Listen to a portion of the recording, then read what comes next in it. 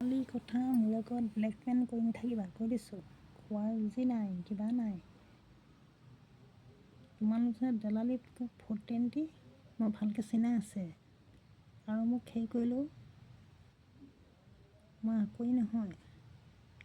তোমালোকে মই ব্লেকমেইল কৰি মৰম দেখুৱাই কিবা দেখুৱাই মোক নানান কিছুমান কথা কৈ বলিয়ানি কথা কৈ যি টি কথা কৈ মগজটো ঘোলা কৰি নকৰিবা, কৈ দিছোঁ।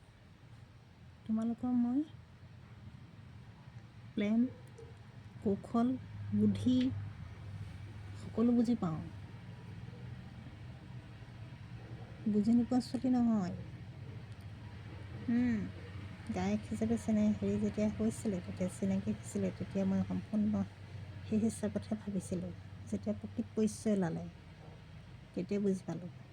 কিন্তু তেনেকুৱা মানুহৰ লগত কোনো প্ৰয়োজন নাই। মই তেনেকুৱা ভবা নাছিলোঁ। পিছতে পৰিচয়টো ওলাই গ'ল।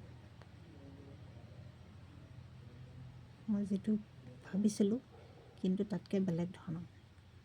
এতিয়া ব্লেকমেইল কৰি যিকোনো কথা কৈ আবোল তাবোল কথা কৈ মাথাবোৰ চলাবলৈ নাহিবা, কৈ দিছোঁ। তোমালোকে চতুৱালীৰ কৌশল বুদ্ধিয়ক চালাক মই বুজি নোপোৱা মানুহ নহয়। সকলো বুজি পাওঁ। মানুহক কিন্তু চিনি পাবলৈ বেছি দেৰি নালাগে।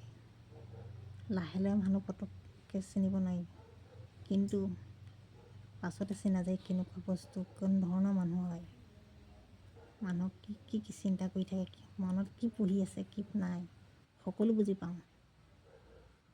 মোৰ লগত ডেইলি কথা মোৰ লগত পাতিবলৈ মনা কৰি দিছোঁ।